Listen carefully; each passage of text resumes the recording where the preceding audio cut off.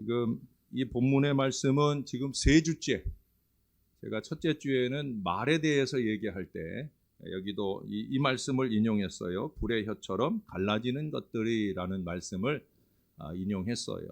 불의 혀같이 갈라지는 말씀이 불의 혀같이 갈라지는 성령의 은혜가 임하면, 성령의 은혜 가운데 말하면 이 혀가 내놓지 말아야 할 일을 내놓지 않고 내놓아야 할 기도의 언어, 충만한 언어들을 내놓을 수 있다 하는 말씀을 첫 주에 드렸고요. 그리고 지난주, 이번 주 걸쳐서 우리가 어떻게 하면 이 충만한 명절을 보낼 수 있을까 하는 것을 두 번째 말씀을 나누려고 합니다. 어느 군대에서 있었던 일입니다. 그날은 저녁으로 돈가스 반찬이 나오는 날이었는데 군인들이 모두 식당에 줄을 서서 자기 차례가 되기를 기다리는데 앞에서 웅성거리는 소리가 들리는 거예요. 그래서 뭔 일인가 하고 보니까 그날은 돈가스를 하나가 아니라 2개씩 준다는 거예요. 그래서 줄을 서 있던 군인들이 환호하면서 너무도 좋아했어요. 근데 알고 보니까 소스는 없다는 거예요. 왜냐하면 그날 부식병이 보급을 받을 때 돈가스 한 상자랑 소스 한 상자랑 이렇게 받아와야 되는데 그만 돈가스만 2박스를 받아와가지고 그래서 할 수 없이 돈가스를 2개 주어야 되겠다. 그래서 군인들은 2개 주니까 좋다고 하고 받았는데 이제 막상 먹으려니까 이게 속이 울렁거리는 것을 느끼면서 불평을 하기 시작합니다. 처음에는 좋다 하더니 조금 있으니까 불평이 나오는 거예요. 소스도 없이 돈가스를 어떻게 2개나 먹으란 말이야. 사실은 소스하고 같이 먹어도 울렁거리잖아요. 김치 먹으면 되는데 불평하는 인생들은 자꾸 불평하는 거거든요. 그때 한 고참병이 이렇게 말하더랍니다. 야, 그래도 우리들은 불평하면 안 돼. 왜냐하면 분명히 지금 어느 부대 애들은 소스만 2개를 먹고 있을 거잖아 라고 얘기를 하더랍니다. 여러분, 우리가 살아가면서 많은 일을 경험하지만 감사하고 만족하기보다는 원망하고 불평할 때가 얼마나 많은지 몰라요. 우리 그리스도인들은 불평과 원망할 만한 상황에서 어떻게 해야 합니까? 하나님께서 기도해야 하는 기회를 우리에게 주셨다라고 생각을 해야 되는 거예요. 내 육신의 질병이 찾아왔어요. 기도할 기회를 주신 거죠. 경제적 어려움이나 크고 작은 사회적 문제를 만났어요. 믿는 사람은 딴 거 생각할 거 없어요. 기도하라 하시는 사인이구나. 이거 생각해야 된다는 거예요. 아멘? 예, 훌륭합니다. 제가 원래는 여기 이런 말을 덧붙여 적어왔거든요. 그렇게 아멘이 안 되시면 암요라도 하시든지. 예? 암요 그렇고 말고 아시죠? 예. 그러고 제가 물으려고 그랬어요, 원래는. 아니, 여러분에게 한번 해보라고. 암요라고 해보라고 그러려고 그랬는데 오늘 일부 예배 오신 분들 은혜가 충만해서 아니면 주중에 새벽재단 하신 분들 가운데 미리 들은 얘기에 근거해서 아멘을 잘 하셨는데 암요보다는 아멘 하는 게 아름다운 거죠. 아멘 해야 되는 거죠. 여기에서 바로 기도의 기적이 일어나는 거예요. 어렵고 힘든 상황이지만 불평하고 원망할 상황이지만 믿음의 사람들이 기도를 할 때 기적의 역사를 만나게 된다는 거예요. 불평과 원망의 상황에서 피할 길을 열어주신다는 거예요. 살 길을 열어주신다는 거예요. 할렐루야! 이게 바로 신앙이요. 이게 바로 은혜 받는 신앙 인생이 될 수 있는 거예요. 여러분, 불평과 원망스러운 상황에서 기도하면 나에게만 살 길이 열리는 게 아니에요. 나로 인해서 주변의 사람들에게도 피할 길이 열리고 주변의 사람들에게도 살 길이 열려지게 되는 거예요. 모세 한 사람의 기도로 인하여 이스라엘 백성 전체가 살게 되는 길이 열렸었잖아요. 성경엔 그런 일들이 무수히 많아요. 이것이 바로 기도의 기적입니다. 여러분들을 위해 늘 중보하는 저는 그런 기적의 역사를 많이 경험하기를 소원하며 열심히 기도하고 있어요. 사랑하는 여러분, 지금은 바로 이 기도의 기적이 필요합니다. 우리 살아가는 교우들, 크고 작은 질병 고통으로 신음하는 우리 교우들 가운데 우리 하나님이 만져주시고 회복하게 하시는 기적의 역사, 특별히 이 땅의 코로나19의 이 두려움들이 사라지는 기적의 역사를 위해 우리가 할 일이 뭐냐? 기도해야 된다는 거예요. 우리 믿음의 사람들은 살 길을 열어주는 기도의 사람이 되어야 된다. 여러분, 이게 신앙 아니겠습니까? 그저 입만 열면 살 길을 닫아버리는 불평과 원망의 사람은 그건 신앙하는 사람 아니에요. 절대 아닙니다, 여러분. 그런 사람들하고는 가까이 지내지 마세요. 자꾸 여러분들의 믿음을 깎아먹어요. 그런 사람들을 멀리해야 합니다. 니나 열심히 불평하고 원망해라. 나는 기도하겠다. 왜? 나는 신앙의 사람이니까. 이래야 내 믿음을 지키고 그 믿음이 자라는 거예요. 여러분, 우리 주변을 한번 돌아보세요. 솔직히 불평한 일들이 참 많이 있잖아요. 그러나 제가 다 뽀뽀해주고픈 여러분들의 그 아름다운 입으로 불평하지 마시고 우리 하나님께 기도하는 입술이 되어야 된다는 거예요. 지난 한 주간 저는 우리 교인들에게 받는 톡 또는 문자를 통해 참 행복한 한 주간을 지났어요. 월요일부터 시작이 되어서 어떤 분은 감사하다 하며 지낸다라고 고백을 해주더라고요. 목사 입장에서 얼마나 행복한 일이에요. 어렵고 힘든 때인데 그런데도 목사님 감사하다 하며 지내고 있어요. 참 아름답지 않아요? 또 어떤 분은 고난 중에도 하나님의 뜻이 있음을 믿고 감사하며 하나님만 의지합니다. 기가 막히지 않아요? 목사가 머리가 숙여지는 믿음이에요. 또 어떤 분들은 하나님의 치유 은혜가, 회복의 은혜가 임하고 있음을 감사하는, 이것이 제가 보낸 문자에 대한 답일 수도 있고요. 스스로의 고백이기도 합니다. 여러분, 이런 문자들을 받고 있는 목사는 얼마나 목회에 힘이 나겠습니까? 예? 교인들이 감사하고 있다. 믿음의 기도를 이겨내고 있다. 이걸 보는 것만큼 감사한 일이 없는 거죠. 불평하면 불행해지고 지옥과 같은 마음으로 변하게 되는 거예요. 눈빛만 봐도 알아요. 이 사람이 눈빛을 보니까 요즘 불평하고 사는구나. 지옥 같은 인생을 사는구나. 그러면 더 중보해야 되는 거예요. 안타까운 일이죠. 신앙하고 사는데 왜 저런 눈빛으로 사는가? 불쌍하기 이를 데 없는 거예요. 여러분, 그러나 그러한 상황에서도 하나님께 기도하면 나뿐만 아니라 주변에 피할 길이 열리는 거예요. 살 길이 열리는 거예요. 우리 주변에 불평과 원망스러운 상황이 있습니까? 아까도 말씀드렸지만 하나님께서 우리에게 기도할 기회를 주신 거예요. 기도 생활이 늘 있는 사람들은 그 사인을 알아요. 아, 기도해야 될 때구나. 근데 기도의 생활이 이루어지지 않은 사람들은 더 불평하고 더 원망하는 거예요. 여러분, 잊지 마셔요. 하나님께서 극복할 수 있는 길은 기도하는 우리들에게 분명히 열려지게 된다는 거예요. 톨스토이의 이야기입니다. 어느 시골에서 어머니 홀로 쌍둥이를 낳고 그만 죽고 말았어요. 졸지에 두 아이는 젖을 달라고 보채고 아버지는 난감하기 이를 데 없어요. 다행히 그 마을에는 마음씨 좋은 아주머니들이 많이 있어서 그 아이들을 버리지 않고 서로 유모가 되어서 키워줍니다. 자기 아이들에게 먹여줄 젖을 이 쌍둥이 아이들에게 돌아가면서 나누어 먹여주는 거예요. 그러면서 아이가 자라요. 근데 아이들이 어느 만큼 자랐을 때, 그럴 때부터는 이제 다 그러기 어려우니까 한 사람의 어머니가 이 아이들의 엄마가 되어서 아이들을 잘 키워줍니다. 대신에 이 엄마에게는 얼마나 많은 고통이 따랐는지 몰라요.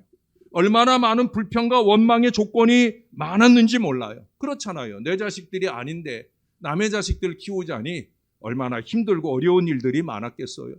또 이 엄마의 마음을 몰라주는 이 자식들 때문에 힘든 순간을 많이 만났다는 거예요. 그러나 이 믿음의 여종은 그 쌍둥이 아이들을 위하여 많은 기도의 눈물을 흘렸다는 거예요. 톨스토이는 이렇게 기록을 해주고 있어요. 남의 자식을 위하여 우는 여인의 눈물 속에 살아계신 하나님의 그림자를 발견했고 사람은 무엇으로서 사는가를 깨달았습니다. 사람은 무엇으로 삽니까, 여러분? 특히도 우리 신앙의 사람은 무엇으로 사느냐는 거예요. 신앙의 사람은 다른 거 없죠. 사랑으로 살고 기도로 사는 사람들인 줄로 믿으시기를 바랍니다. 신앙이라면 그런 거죠. 네? 아까 그랬잖아요. 뭐라고 그랬어요? 남의 자식을 위하여 우는 여인의 눈물 속에 살아계신 하나님의 그림자를 발견했다. 여러분, 저는 그래서 열심히 여러분들의 자식들을 위해 눈물 흘리며 기도합니다. 여러분의 자식만 아니라 여러분의 손주들의 이름까지 불러가며 제 나름 최선의 기도를 합니다. 이유는 다른 거 없어요. 하나님의 그림자, 하나님의 그림자를 드리울 수 있는 목회가 되기를 소원하기 때문입니다. 불평할 수밖에 없는 상황이지만 그곳에서 하나님께 눈물 흘려 기도할 때 그곳에서 우리는 하나님의 그림자를 발견할 수 있다는 거예요. 하나님께서 우리에게 피할 길을 주셔요. 살 길을 열어주셔요. 이런 놀라운 기도의 기적을 경험하는 기도의 사람들이 다 되시기를 주님의 이름으로 축원합니다. 이게 참 신앙이에요. 참 신앙. 신앙이 뭐냐? 어려운 얘기 할 거 없어요. 바로 이런 것들을 기도하며 경험해가는 사람들이 이게 신앙인 거예요. 이게 신앙하는 거예요. 저와 함께 신앙하는 여러분들은 좀 그런 분들이 되었으면 좋겠어요. 기도는 기적을 만들어내잖아요. 그래서 기도는 슬플 때나 기쁠 때나 항상 하는 거예요. 기도 없이는 믿음이 있을 수도 없어요. 진정한 기도는 고달픈 십자가를 무겁게 지고 있으면서도 하나님께 감사드리는 거예요.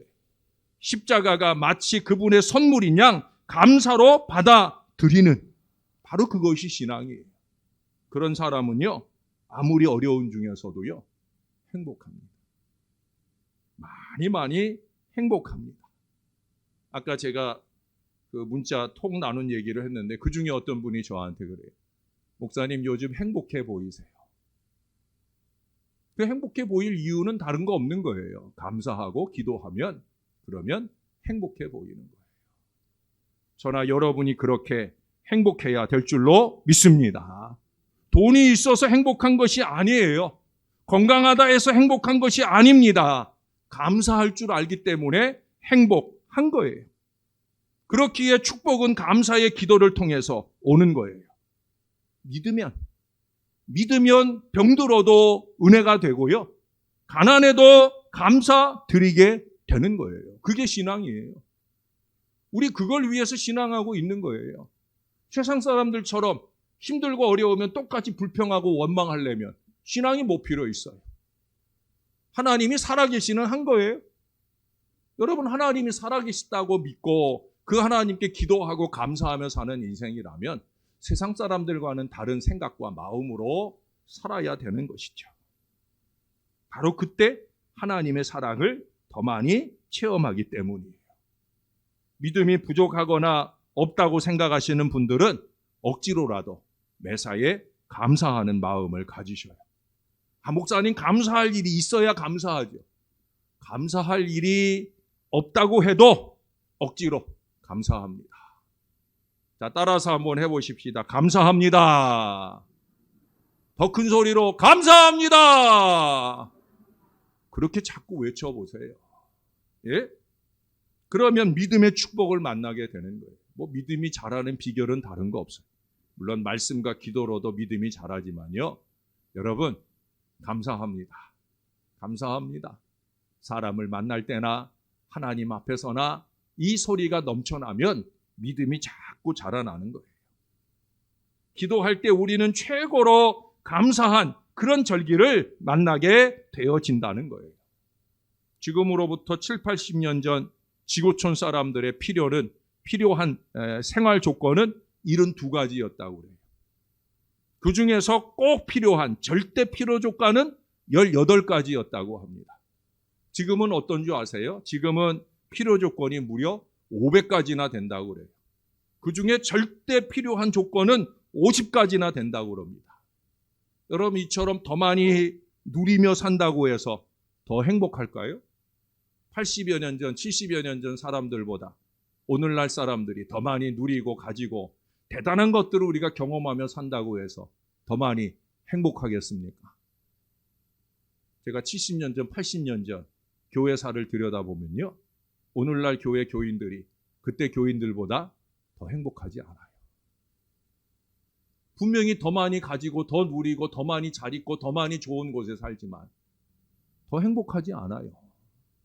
참 안타까운 일이 아닐 수 없어요. 오히려 더 많은 불행과 불평과 원망 속에 사는 걸 보게 됩니다. 이게 신앙이 아닌데. 프랑스 물리학자 제임스 파피는 이런 얘기를 합니다. 나는 3가지 감사를 늘 드리고 있어요. 첫째는 일용할 양식을 감사합니다. 뭐 대단한 걸 먹어서가 아니에요. 그냥 하루 양식을 감사하는 거예요. 두 번째는 오늘도 몸에 건강 주셔서 일할 수 있게 해주시니 감사합니다. 세 번째는 날마다 소망하며 살 수 있게 해주시니 감사합니다. 오늘 힘들고 어렵지만 내일을 소망하고 무엇보다 천국의 소망을 갖고 있으니까 감사할 수 있다는 거예요. 여러분, 감사는 많아서가 아니에요. 감사는 그저 감사예요. 단 한 가지 조건만으로도 가능한 것이 감사예요. 저나 여러분은 그 한 가지 조건을 가지고 있다고 그랬잖아요. 뭐예요? 예수님이 나를 구원하셨다. 예수님이 나의 구주이시다. 이거 한 가지만이면 우리는 얼마든지 감사할 이유를 가지고 있는 거예요. 아멘? 이거 제가 아멘 물어야 아멘이 아니라, 정말 그렇지 않아요, 여러분? 예수님 나의 구주이시다. 예? 그 사실만으로 우리는 감사한 줄로 믿습니다. 이 감사로 믿음을 키우시는 주의 자녀들이 되어야 된다는 거예요. 여러분, 우리는 오 나의 하나님 우리의 기도를 들어주소서라고 분명하게 고백하며 기도해야 합니다. 그동안 우리의 기도는 어땠습니까? 기도의 고백이라고 하는 시와 같지 않았을까 생각이 들어요. 잘 한번 들어보세요.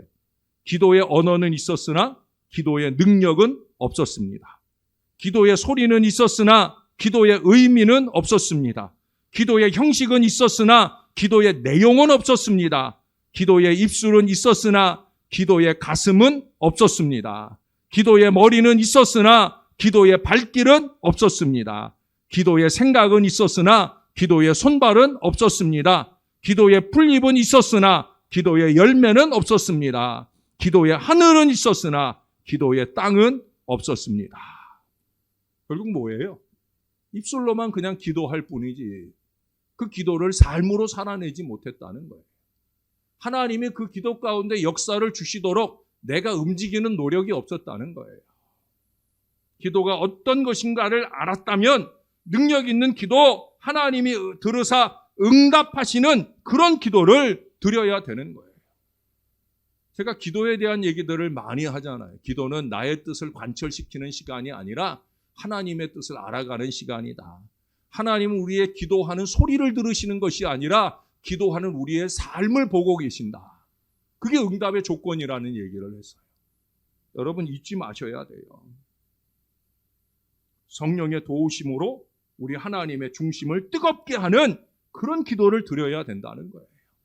내가 이 사람의, 내가 이 교회의 기도를 들어줘야지, 더 많이 역사해줘야지 하나님 마음 가운데 이런 마음이 일어나도록 우리가 그렇게 살아야 된다는 거예요. 하나님 바보가 아니거든요. 우리가 소리를 즐겁게 하는 걸로 하나님이 홀딱 넘어가실 그런 하나님 아니시잖아요. 우리는 알고 있잖아요. 하나님은 중심을 보신다. 예? 기도의 언어를 들으시는 게 아니라 기도하는 우리의 마음과 삶을 보신다는 거예요. 그 하나님이 응답을 주시고픈 그런 믿음의 사람이 되어야 된다는 거예요. 존 라이스는 이런 말을 했어요. 기도는 시내 관광여행을 위한 세련된 자동차가 아니다. 기도는 창고로 직행하여 응답의 집을 싣고 돌아오는 화물차다. 세련된 언어로 장식되는 기도가 의미 있는 게 아니에요. 하나님의 창고에서 응답을 풍성히 가져올 수 있는 능력 기도가 되는 건 우리는 그런 기도의 사람이 되어야 된다는 거예요. 그런 점에서 기도는 곧 그리스도인의 삶이라고 제가 말씀드리는 거예요. 하나님의 자녀들은 어떠한 상황에서도 기도하는 삶을 살아야 합니다. 기도에 어울리는 삶을 살아야 된다는 거예요. 바로 그것이 하나님이 바라시는 삶이기 때문입니다. 다시 말씀드려요.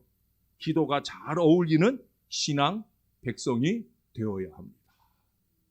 기도가 어울리는 사람. 예? 기도하려고 무릎 꿇었는데 아빠 웬일이야? 기도를 다 하고. 여러분 그런 소리 듣는 안타까운 신앙의 부모가 되면 안 돼요. 우리 아버지는 우리 엄마는 늘 우리를 위해 무릎 꿇는 분이셔. 내가 이만큼이라도 사는 게 우리 부모님의 기도 덕분으로 살지, 우리 목사님의 기도 덕분으로 살지, 이 고백을 들을 수 있는 목사가 되어야 하고 여러분 부모들이 되어야 되는 거예요. 기도가 어울리는 신앙 백성. 기도 잘한다 이게 아니라 능력 있는 기도의 사람. 저나 여러분은 그런 사람들이 되어야 된다는 거예요. 어떤 분이 이런 말을 합니다. 나는 과거에 의해 종속되거나 규정될 수 있는 존재가 아닙니다. 나는 미래에 의해서도 구속될 수 없는 존재입니다. 나는 지금 여기의 현실에서 언제라도 새롭게 재창조될 수 있는 가능성의 존재입니다. 과거에 내가 그런 일을 경험했다고 해서 내가 지금도 그런 사람이라고 믿는 것은 큰 착각입니다. 과거의 일로 해서 미래도 그럴 것이라고 믿는 것은 더욱 큰 착각입니다. 과거도 미래도 지금 여기에 있습니다. 내 현재의 가슴 속에 과거가 있고 내 현실을 살아내는 지금 속에 미래도 있습니다. 그러므로 나의 과거도 미래도 내가 지금 여기에서 언제라도 다시 해소하고 결정하고 창조할 수 있습니다. 나는 그런 사람입니다. 제가 찬성하고 또 여러분이 찬성하실 만한 아주 중요한 말이에요. 과거가 중요하지 않다는 얘기는 아니에요. 그러나 그 과거 때문에 현재를 망가뜨리면 안 된다는 거예요. 미래를 소망하는 거, 사는 거 중요합니다. 그러나 그 소망을 이룰 수 있는 것은 현재 제대로 잘 살아야 되는 거예요. 우리는 그런 사람들이에요. 그런데 여러분, 이것을 가능하게 하는 것이 뭐겠습니까? 과거를 밑받침 삼아 현재를 잘 살고 현재를 잘 살아서 미래를 더 아름답게 소망스럽게 열어갈 수 있는 비결은 어디에 있느냐는 거예요. 그건 다른 데 있지 않아요. 바로 기도입니다. 기도로 이루는 성령 충만인 줄로 믿으시기를 바랍니다. 여러분, 요나는 물고기 뱃속의 칠흑 같은 어둠, 수월, 즉 지옥 같은 그 절망적 상황에서 기도하잖아요. 이제 우리가 다음 주 수요일부터 요나서 강해를 시작하는데 그 요나서 강해를 한번 들어보세요. 여러분, 새벽 시간에. 새벽 기도는 계속합니다. 우리 교회 5시 새벽 제단은 계속합니다. 명절 때도. 수요일 우리 예배는 좀 쉬지만 새벽 제단은 계속해요. 수요일 날 예배가 그리우신 분들은 새벽 제단에 오시기 어려우면 온라인 새벽 제단이라도 꼭 함께 하시면 좋을 것 같아요. 사랑하는 여러분, 그 요나의 기도를 들어보세요. 그 요나서 2장에 보면 그 절망적 상황에서 물고기 뱃속에서 이제는 다 죽었다 생각하는 그 상황에서 그는 기도합니다. 그 기도 중에 성령이 충만하고 미래 희망이 충만해지는 걸 보게 돼요. 살 소망으로 기도해서 생명을 열고 사명을 여는 요나의 모습을 보게 됩니다. 요나에게 역사하셨던 하나님이 저와 여러분의 기도 속에도 역사하시는 하나님이에요. 기도 충만은 성령 충만이요, 성령 충만은 은혜 충만, 응답 충만, 부흥의 미래가 충만한 줄로 믿으시기를 바랍니다. 그러므로 기도해야 하는 거예요. 기도에 동역해 주셔야 되는 거예요. 여러분, 오늘 본문 앞에 예수님은 승천하시면서 이 땅에 교회를 세워주셨어요. 예수님께서 재림주로 다시 오실 그날까지 교회를 중심해서 신앙생활 열심히 잘 하라는 그런 의미로 교회를 세웠어요. 제일 처음 세워진 교회가 예루살렘 교회예요. 예수님의 승천을 목격한 사람은 500명이었는데 주님의 말씀에 순종해서 마가 요한의 집에서 기도에 힘쓴 사람은 그 중에 120명 뿐이었어요. 예수님의 부활의 목격자들이요, 예수님의 승천의 목격자예요. 여러분, 이보다 더 큰 은혜가 어디 있어요? 예? 우리가 수십 년 신앙생활해도, 부족한 종이 목회자로서 수십 년 목회를 해도 이런 은혜 경험하기가 어려운 거예요. 예수님을 만나잖아요. 부활의 예수님을 만났잖아요. 그분이 승천하는 장면을 목격했잖아요. 이보다 큰 은혜가 어디 있어요? 그런데도 투덜거리고 다 떠나갑니다. 380명이 떠나가고요, 예? 120명이 남았다는 거예요. 그래도 다행인 건 뭔지 아십니까? 은혜로 시작한 일을 기도로 지키는 사람들이 있다는 거예요. 많은 것도 아니에요. 120명, 500명 기준으로 보면 25%를 조금 넘는 사람들이에요. 그런데 그 정도로도 충분하더라 하는 거예요. 그 정도로도 충분하게 하나님의 은혜 역사는 나타나더라 하는 것을 오늘 주님은 우리들에게 보여주고 있어요. 그들은 명절을 앞둔 열흘간 기도에 온 힘을 쏟았습니다. 그 명절날에 하나님께서는 그들에게 불같은 성령을 보내주셨다라고 오늘 본문에 말씀하고 있어요. 불신자들은 그들의 모습을 보고 세술에 취하였다고 말하기도 합니다. 명절이 되면 술이나 도박에 흥청거리는 그런 명절이 아니라 이처럼 성령의 충만을 경험하는 명절. 여러분, 대단하지 않습니까? 우리의 가정들이 그런 경험이 있는 가정들이 되면 얼마나 좋겠어요. 가족들이 모처럼 모여서 예배할 때 그냥 형식으로 예배하지 마시고 정말 감사가 넘치고 기도가 뜨거워져서, 그래서 성령이 불같이 내리는 한번 그런 명절을 여러분 한번 보내보세요. 근본 추석 명절은 그런 은혜로운 명절을 보내시기를 주님의 이름으로 축원합니다. 여러분, 베드로는 예루살렘에서 명절을 만나 모여든 귀성객들에게, 이제 오늘 본문 뒤에 얘기예요, 그리스도의 십자가를 담대히 증거합니다. 그들은 그리스도의 십자가의 의미를 깨닫게 되었고요, 베드로의 설교를 들은 회중들에게 회개의 역사가 막 일어나는 거예요. 여러분, 성령 충만은 복음 역사를 일으킵니다. 회중들은 우리가 어떻게 하면 되겠는가 하고 베드로에게 물었어요. 베드로는 오늘 38절에 보니까 너희가 회개하여 각각 예수 그리스도의 이름으로 세례를 받고 죄 사함을 받으라. 그리하면 성령을 선물로 받으리라 했어요. 그날에 3,000명이 회개하고 세례를 받고 성령의 선물을 받았다는 거예요. 할렐루야! 거룩하신 성령이여 우리에게 임하소서. 성령에 불러오셔서 세상 헛된 마음 태우소서. 손 들고 주를 바랄 때 성령이여 성령이여 성령이여 임하소서.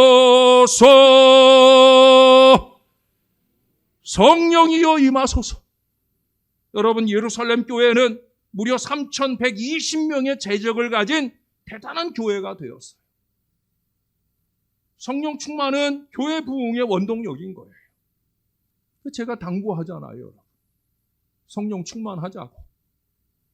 교회 부흥이 됐느니 안 됐느니 이따위 소리 하는 게 아니라 성령 충만을 위해서 기도하고, 내가 성령 충만 받고 우리가 성령 충만 받으면 부흥의 역사를 주시는 하나님께서 부흥을 불같이 주시는 거예요.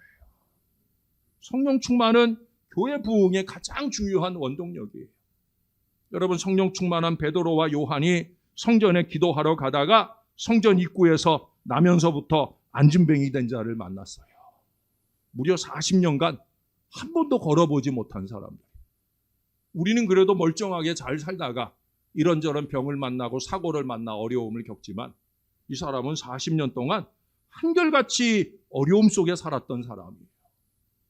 베드로가 말하잖아요. 은과 금은 내게 없지만 내게 있는 것으로 내게 주노니 곧 나사렛 예수 그리스도의 이름으로 일어나 걸어라. 그의 손을 잡고 일으켜 세울 때 그의 발목이 힘을 얻었어요. 서서 걷기도 하고 뛰기도 하며 하나님을 찬미했다는 거예요. 할렐루야! 성령 충만은 능력 충만이에요. 여러분, 종을 위해서 좀 기도해 주세요.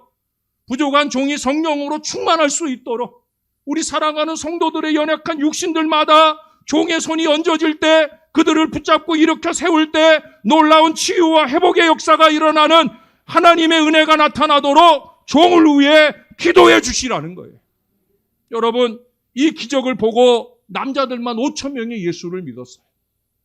예루살렘 교회가 교인 수로만 8,120명의 교세를 가진 대단한 교회가 되었어요. 여러분, 이게 사람만 많아진 게 아니에요. 성령 충만은 곧 사랑의 충만으로 이어집니다.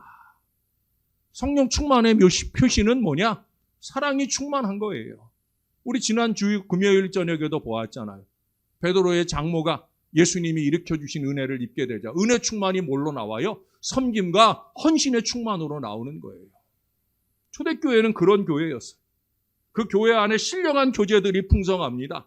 모이면 기도하고 말씀 배우고 사랑의 떡을 나누고 흩어지면 예수 복음 증거에 힘썼다. 여러분, 2장 마지막에 그런 내용들을 적고 있어요. 그러니 이 교회가 칭찬받는 교회가 되었고, 그러니 더 많은 사람들이 또다시 몰려오는 교회가 되었다는 거예요. 역사적 기록에 의하면 예루살렘 교회는 무려 10만 명의 교적을 갖고 있었다. 물론 그런 정도의 교인들이 함께 모일 공간은 없었겠지만은, 그러나 함께 모이지 못하면 어떻습니까? 지금도 온라인으로 흩어져 예배하는, 그때 온라인도 없는 때였는데도 불구하고 그들은 그렇게 많은 사람들이 큰 은혜 중에 사랑을 나누는 공동체였다. 더 중요한 게 뭔지 아십니까? 그것은 교회 안에 핍절한 사람이, 다시 말해서 경제적으로 어려운 사람이 한 사람도 없었다는 거예요. 할렐루야! 얼마나 좋은 얘기예요. 성령 충만은 물질의 충만도 되는 것을 믿으시기를 바랍니다. 어려워서 어려운 게 아니에요, 여러분. 뭐 코로나19 때문에 경제가 어려워서 어려운 게 아니에요. 성령 충만하면 다 극복되는 은혜를 아버지 하나님이 주신다는 거예요. 잘라먹지 않고 더 풍성한 영광을 올려드리는 믿음의 역사가 우리 안에 얼마든지 가능하게 되는 거예요. 성령 충만하면 되는 거예요. 성령이 충만하면 이처럼 범사의 흥왕의 역사가 일어납니다. 교회는 교회대로 부흥하고 개인은 개인대로 기쁨과 평안이 넘치며 가정은 가정대로 살기가 좋아지는 거예요. 이 충만의 은혜를 사모하시는 여러분들 되시기를 바랍니다. 기도의 자리, 은혜의 자리를 채우시는 여러분들 되시기를 바랍니다. 우리 심령에 채워진 성령을 하나로 안고 명절에 일가 친척들을 만나고 이 성령의 기운을 뿜어내시는 여러분들이 되시기를 바랍니다. 그래서 모두 기쁘고 즐거운 명절의 핵심이 되시기를. 그래서 우리도 행복하지만 제가 더 많이 기도하는 대로 우리 모든 성도들이 행복하게 해주는 이 믿음의 사람들이 다 될 수 있기를 우리의 구주 되시는 예수님의 이름으로 간절히 축원합니다. 기도합니다. 아버지, 고맙습니다. 명절 연휴를 이미 맞았고 내일 모레는 추석입니다. 원하거나 원치 않거나 우리가 일가 친지들을 만납니다. 믿는 사람들을 만날 수도 있고 믿지 않는 사람들을 만날 수도 있습니다. 하나님, 어떻든 우리는 예수 믿는 사람들이니까 예수 믿는 사람들답게 기도로 잘 준비되는 명절이 되게 하시고, 기도로 준비하고 성령으로 충만하게 준비한 이 명절이 내가 만나는 모든 사람들을 행복 바이러스로 전염시킬 수 있는 은혜로운 명절을 만날 수 있도록 부족한 저희들 안에 성령의 충만함을 더하여 주옵소서. 이 예배 이후라도 기도의 사람들 되게 하시고, 무릎 꿇어 기도할 때 각 가정들마다 불과 같은 성령의 은혜가 임하는 뜨거운 은혜의 명절을 만나게 하여 주시옵소서. 우리 성도들 가는 걸음걸음마다 누구를 만나든지 어디를 가든지 무엇을 하든지 행복하게 해주는 은혜의 사람들 다 될 수 있도록 주님께서 도와주시옵소서. 우리의 영원한 구주가 되어주시는 예수님의 이름으로 기도합니다. 아멘.